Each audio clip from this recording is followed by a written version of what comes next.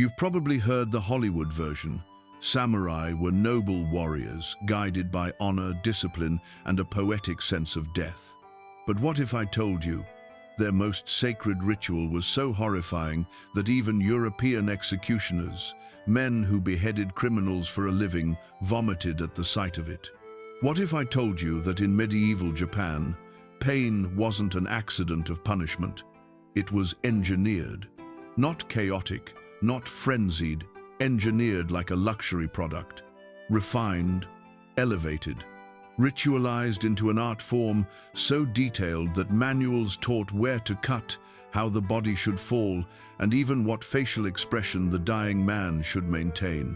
And here's the twist nobody expects. Samurai disembowelment seppuku wasn't primarily about honor. It was a political performance, a psychological weapon, a theater of controlled agony designed to prove one thing: that loyalty could be measured in how beautifully you destroyed yourself.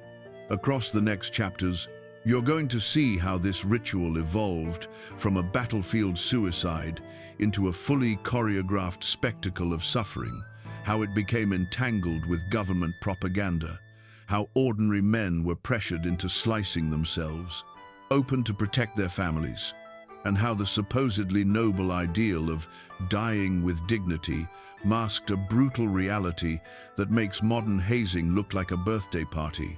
These are the 7 escalating levels of Japan's most misunderstood ritual, and each one is worse than the last. We start in the 12th century, during the Genpei War epic clashes between the Taira and the Minamoto clans.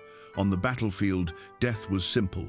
But a warrior facing capture had a problem: humiliation. The solution? Disembowel yourself before the enemy touches you. But here's the disturbing truth. The liver-wrenching agony of gutting yourself wasn't actually the fatal part. It was symbolic, intended to show your enemies your courage by exposing the core of your being. In other words, the honorable cut wasn't about dying. It was about broadcasting psychological dominance even as you collapsed. Imagine the modern equivalent of someone live-streaming their own demise to prove a point, only without anesthesia, without shock, without time to think. And this was just the primitive version, because what came next industrialized the suffering. Wait until you hear how the government weaponized this pain. By the 1400s, seppuku left the battlefield and moved into courtrooms, noble mansions, and quiet tatami rooms. But the pain didn't lessen. Instead, it gained choreography. Records describe a man seated on white silk, wearing a spotless kimono, poems laid beside him. His sword was polished. His attendants arranged the room like a stage. This wasn't suicide. It was performance art for the aristocratic mind. And the craziest part?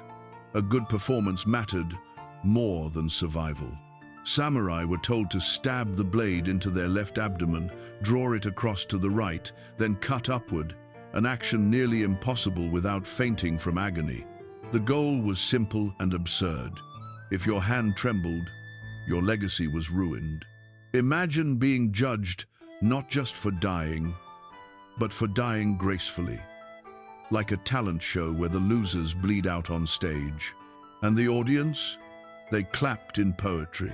But then came the helper, and things spiraled into darker territory. Enter the kaishakunin, the assistant who stood behind the dying samurai with a long sword. Popular myth says he mercifully beheaded the man to spare his suffering. That's the lie. Historical accounts reveal the kaishakunin wasn't supposed to deliver a clean decapitation.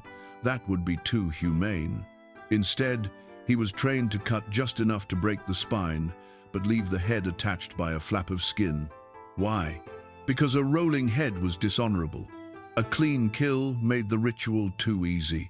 Pain needed to be visible, but not sloppy. One observer in the 1800s wrote that the kaishakunin's blade releases the head like a flower from its stalk, but leaves it nodding toward the chest. It turns death into choreography, agony into symbolism. And if the helper messed up, if he struck too deep or too shallow, the crowd judged him too. We've reached ritualized pain. Now let's move to its favorite target, political prisoners. During the Tokugawa shogunate, 1603–1868, seppuku became a tool of state control. Being ordered to kill yourself was considered a privilege reserved for the elite. But the truth? It was a government-sanctioned execution disguised as honor. Officials would deliver a scroll. You may atone for your crime with your own blade.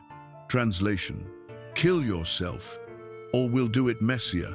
Families were threatened, lands could be seized.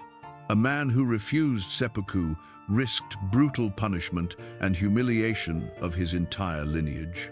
So he complied, not out of nobility, but out of bureaucratic coercion.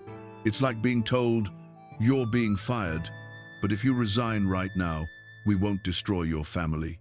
Only here, the resignation letter involves your intestines. And when the shogunate needed a spectacle, they made the ceremony public. But even this wasn't the darkest version. In 1868, the ritual collided with global politics. A British merchant was murdered by samurai in the Namamugi incident. In retaliation, Western powers demanded justice. Japan, embarrassed, staged a public seppuku as proof of discipline. Foreign diplomats attended. Their reactions? Pure horror. One British officer wrote that the ritual surpassed the worst imaginations of Dante. He described the condemned man slicing himself open, then being half beheaded, his head dangling grotesquely as the body spasmed. A French observer fainted. A Dutch one vomited. These were men accustomed to battlefield gore. Even they were not prepared for pain elevated into etiquette. But nothing prepared Japan or the world for what happened next. The ritual's return in modern times. You'd think this ritual died with the samurai. It didn't. In 1970, Japanese author Yukio Mishima, obsessed with resurrecting samurai ideals, stormed a military base with his private militia. After delivering a speech demanding a return to imperial values, he performed seppuku. But here's the twist. His kaishakunin wasn't trained. The blade missed the spine. It took multiple blows to sever Mishima's head. Journalists later wrote that the scene was chaos disguised as tradition, a tragic demonstration of how the ritual evolved into spectacle rather than spirituality. Once again, pain wasn't an accident, it was the feature. This revival shocked Japan.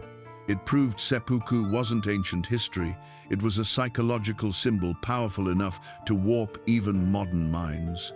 But deeper still lies the final level of this exposé, the philosophical engine that kept the entire ritual alive. And it's not something we like to admit,